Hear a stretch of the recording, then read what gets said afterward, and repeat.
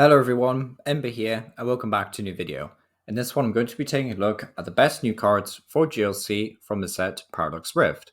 So basically, I'll be ranking each new type and each trainers in this video.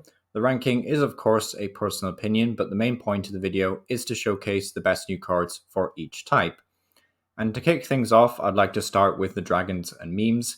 This new Tatsugiri might be decent for dragon decks, being able to search your deck for any two cards and then switch it one of your bench Pokemon. Just thought this was a worthy inclusion and worth mentioning. It's definitely the best Tatsugiri for dragon types because, spoiler, it's the only dragon Tatsugiri as far as I'm aware.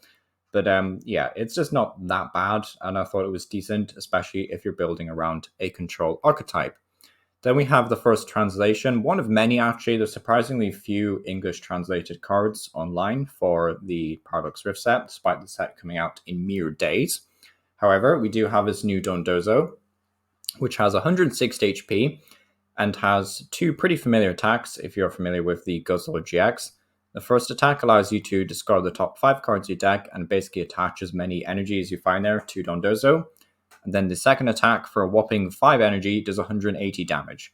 So this is very clearly a meme card, essentially. It's supposed to be built around with like 20 plus energy minimum, probably, and a whole bunch of potions and like fighting free belt and stuff like that. But I just thought it was worth mentioning. It could be a very fun GLC deck. So, if this kind of thing appeals to you, then it could be a lot of fun. I would love to try this out in GLC, of course. But yeah, nothing too crazy. Just thought it was worth mentioning. Next up, though, is we do have metal types. Sadly, there is nothing great, and this Zacian not even being translated is proof of that.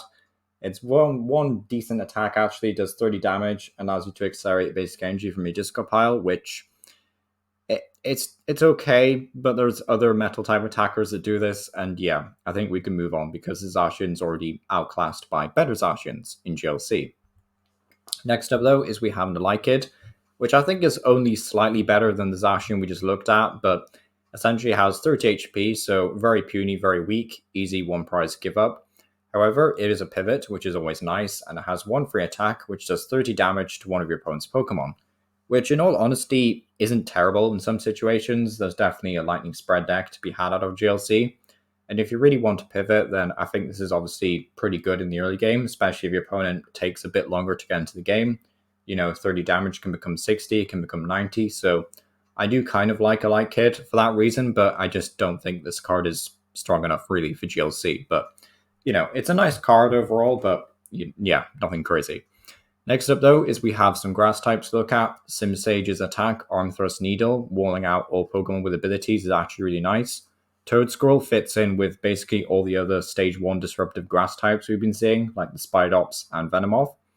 Also, this Wu Qian's kind of nice, allowing you to accelerate up to, I think it's 2 grass energy to one of your bench Pokemon, or to one of your Pokemon, sorry. I can't actually remember the exact translation of Wu Qian's first attack, but it's pretty bad. But I think there's a Chiyu later on which has the same attack, because all the Treasures of Ruin in this set will have the same first attack, essentially, for different energy, which is nice. But yeah, Wu Qian isn't terrible. First attack is quite nice.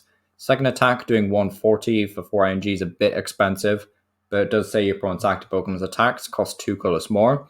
And of course, against stuff like Dark Box deck, I mean, you probably want to carrying everything in Dark Box anyway, aside from Guzzlord. But, aside from Guzzlord, you're still forcing Pokemon to pay an extra 2 energy, which is very expensive in that deck. And again, some other decks that are maybe relying on more efficient attackers, extra 2 energy is honestly really annoying, so having your opponent expend even more resources to attack you while you're also 2-hit carrying basically every relevant Pokemon. Yeah, I think this Wu Qian's honestly pretty solid. Next up, though, is we have Dark types. I wasn't really sure where to rank Dark types. In all honesty, they probably should have been 10th place, not 9th.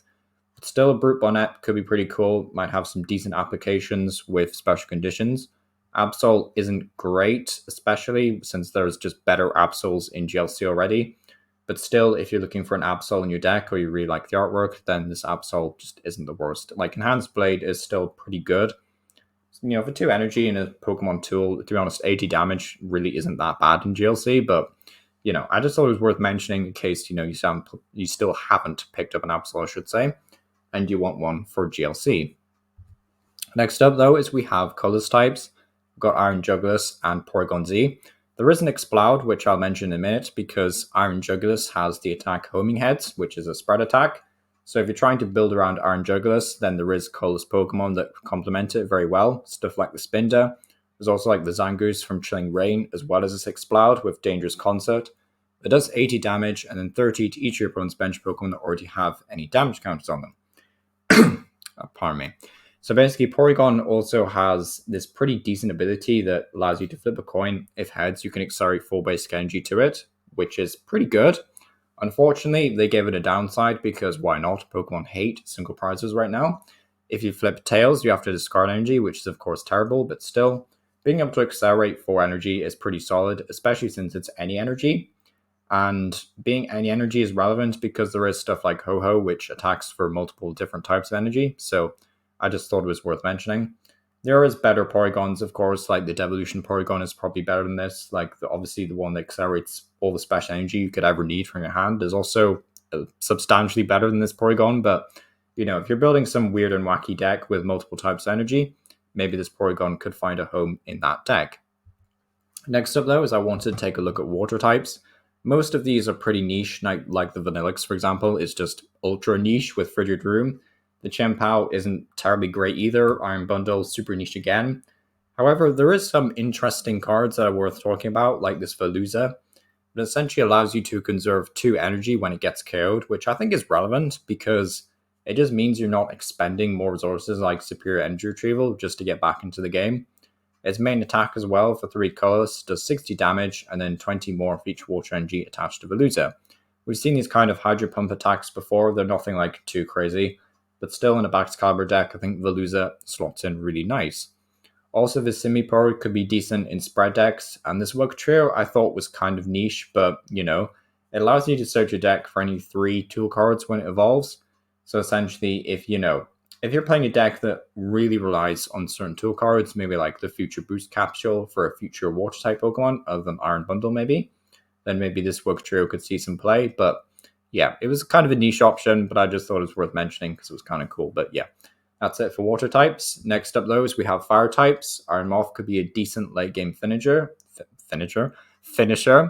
allowing you to conserve some energy, which is really nice. This Volcanion is essentially just a reprint of the Steam Siege Volcanion, but in case you didn't pick one up and you know, I think there is this kind of assumption in GLC that you'll just buy cards from online, but you know, that's not what everyone wants to do. And if you don't know players who don't have the older cards, then them essentially reprinting Volcanion is actually a pretty decent move. So it just makes it easier to acquire certain cards, basically.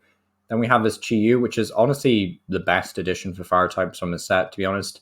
Mega Fire of Envy doing 50 damage, and if anything was KO'd last turn, does 90 more. Just basically another one of these fantastic Magma Basin partners, as well as a good partner for the Charizard from Pokemon Go. So it is cool to see that fire types are getting more and more buffs as the sets go on in the Scarlet Violet era. So yeah, great to see that for fire types. Next up, though, is we have some fighting types. We have Flamigo, which I think is really strong, to be honest. We also have 2 new ways of accelerating energy, which is great. Tingaloo allows you to accelerate up to 2 fighting energy from the discard pile, which is fantastic. But we do also have this Gargankel, which is basically the first true fighting type energy support we've seen, aside from the likes of Colossal and Swampert, which isn't even a fighting type. But basically, Gargankel allows you to accelerate a basic fighting energy from your discard pile if you do heal 30 damage, which is, I guess, quite nice against spread decks, but really, you're mainly here for the energy acceleration, which is pretty solid. There is some other attackers that are kind of worth talking about, like Slitherwing could be okay, especially in some weird fighting type mill deck with Stack Attacker potentially. Also, this Groudon is a pretty decent late game finisher, but you do have to charge it up. Cloth could be cool likewise, but at the same time, you know, Cloth does need to be affected by a special condition to use Hysterical Scissors. So yeah, there's some strange options here, but overall I think fighting types are definitely winning big, basically, from this set. Next up, though, is we have some new supporters to talk about. We've got Larry, Mela, Professor Stardust's Metal, which is a slight mistranslation, but still the same card, essentially. And we also have Tulip. So I think Larry's probably the weakest of these 4, to be honest, but still a decent option if you're trying to find Pokemon out of your deck, especially if you're looking for basics. Mela is decent fire type support for GLC, to be honest. Like, this is probably a decent option along with Raihan to accelerate some energy as well as get some draw power. Professor Sada's Vitality, or Professor Sada's Metal as it's translated here, It's just a really solid option in ancient decks. I know there isn't really more than one ancient or future Pokemon for each type, which makes it kind of awkward slotting these supports because there's not really any reason if it's just for, one Pokemon, like just one Slithering or just one Ironmoth. That makes sense. But I'm sure we'll get more as the DLC sets come out in the future. So yeah, I'd expect this card to be a bit better in the future for GLC at least. And then we have this Tulip, which allows you to put 4 in any combination of Psychic Pokemon and basic Psychic Energy from a discard pile into your hand. So yeah, essentially just like another Clara basically, but allows you to get back more Pokemon or more basic energy if you need. Next up though is we do actually have Psychic types. And to be honest, even though Screamtail and Esparthro don't really stand out to me as being fantastic additions to GLC, Xatu does. Xatu is very scary for GLC. It's definitely the best new Psychic card for GLC as well. Akashic Sense is the ability which says once your turn you may accelerate basic Psychic Energy to one of your bench Pokemon, and if you do, draw 2 cards. It's great. We now have proper acceleration for Psychic types in GLC. Fantastic. Aside from, of course, Gardevoir, which is kind of niche because it's a stage 2, but yeah. Still really nice to see, and I'm glad that Psychic types now have Xatu to work with, as well as Malamar. So I guess Malamar was one already, but yeah. So you've got acceleration and draw, so you can play both. But yeah, still pretty cool option overall. Screamtail again being pretty niche, and Espathra is kind of like whatever, but I still thought these guys were worth mentioning, and still some pretty cool additions overall. Next up though is we've got some new items and tool cards in the form of Earthen Vessel, which is essentially just a one-of in every deck as far as I'm aware. Aside from maybe the Porygon deck, which isn't playing like any basic energy, the expanded Porygon deck, then basically I still think Earthen Vessel is just a one-of in every other deck. It just seems that strong. Ancient Booster Capsule and Future Boost Capsule might be worth playing a one-of, even if you're just playing the single Paradox Pokemon. Maybe not, but at the same time, they just offer so much value, it's kind of like hard not to turn them down at that point. Gorgeous Mantle could be a super interesting one, basically increasing the non-Roblox Pokemon HP, by plus 100, but when it gets KO'd, it gives up one more prize. So what you can essentially do is give this to stuff like Wailord and give it 300 HP and have it take 30 less damage from attacks. You could also give this to stuff like Earthworm to make it even more tankier, and there's just like a lot of really fun and cool options you can do with this. Like we looked at that Dondozo earlier on. So basically the whole idea of just playing like a single Pokemon, a whole bunch of energies, like this tool would fit in quite nicely because if you're not planning on giving up more than one prize card the whole game, then why not make it 2 prize cards? But just something worth bearing in mind, and I thought it was, had some decent applications in GLC.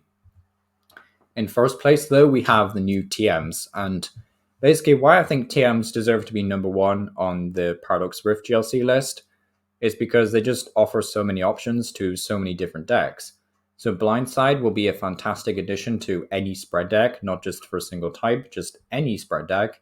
Technical Machine Devolution will also be a really solid option in spread because it'll just allow you to shrink your opponent's, decently tanky Pokemon into squishy ones.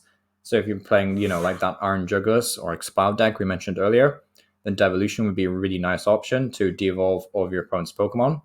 Evolution would help decks like Torterra immensely, so I'm really big fan of this one. There's also some water-type decks like Empoleon that would really benefit from this, so definitely like Evolution a lot.